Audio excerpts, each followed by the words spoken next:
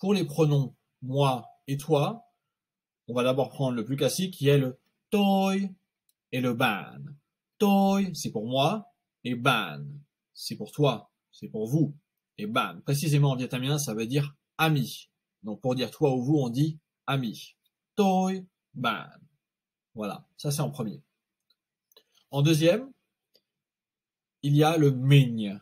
Alors en fait, c'est mieux d'utiliser mình que toi, parce que toi, il y a une connotation un peu négative et très peu de gens l'utilisent. Donc c'est un petit peu froid en fait. Donc utilisez plutôt le mình, qui veut aussi dire on, mais ça veut aussi dire je. Voilà. Et on dit mình et ban. Voilà. Toujours ban pour dire toi, vous, l'ami. Voilà. Comme dans ciao các bạn. Voilà. Comme dans ciao ban aussi. Et enfin en 3, il y a le tao, mày. Alors ça, tao et mày. Ça, c'est uniquement dans un contexte qui est un petit peu agressif. Donc en fait, c'est entre amis vraiment très proches, ou alors quand on est vraiment énervé contre quelqu'un. Et ce n'est pas poli, je précise. Voilà. Donc tôi bạn, mình bạn, tao mày. Voilà. Mais il est important de préciser qu'en vietnamien, on va plutôt utiliser les sujets comme petit frère, grand frère, ou alors grande sœur, grand frère, petite sœur, etc. Plutôt qu'utiliser moi, toi, ou moi et l'ami. Voilà. Pour le grand-père, c'est un an hein, qu'on entend. Et ba pour la grand-mère. Alors, pour oncle et tante, il y a plus que 2 mots, parce qu'il peut y avoir du côté du père ou du côté de la mère, et puis ça dépend si c'est le petit frère ou la petite sœur. Mais pour donner 2 mots que tout le monde peut comprendre, et surtout 2 mots qui permettent d'appeler quelqu'un qui a l'âge de ses parents, parce que quelqu'un qui a l'âge de ses parents, on va pas l'appeler par papa ou maman, mais on va l'appeler par oncle ou tante, eh bien, il suffit de connaître ko pour appeler une femme qui a l'âge de sa mère, ko, voilà, pour madame, et cho pour monsieur. Voilà. Ko, ko, cho. Voilà. Mais, pour la mère, ça ressemble au français. Et bo, bo, pour le père. Et pour les parents, beau-mère. Les parents, beau-mère. Alors, pour dire grand frère, on dit agne, agne. Pour dire grande sœur, on dit che. Pour dire grand frère, on dit agne, et non Anne. Hein. Agne. Pour dire grande sœur, on dit che, et non chi. Che. Et pour dire petite sœur, on va dire M. Mais M, ça sert aussi à dire petit frère. Et dans un couple, le garçon sera toujours Agne et la fille sera toujours M, quel que soit leur âge. Agne ơi, M ơi. Voilà.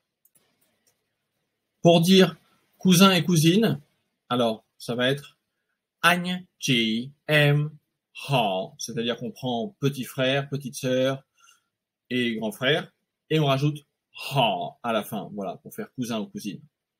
Pour dire neveu ou nièce, on va dire ciao, ciao, qui monte, qui est de plus en plus aigu. Alors, pour dire fils, fille, petit-fils et petite-fille, on va tout simplement dire con, con.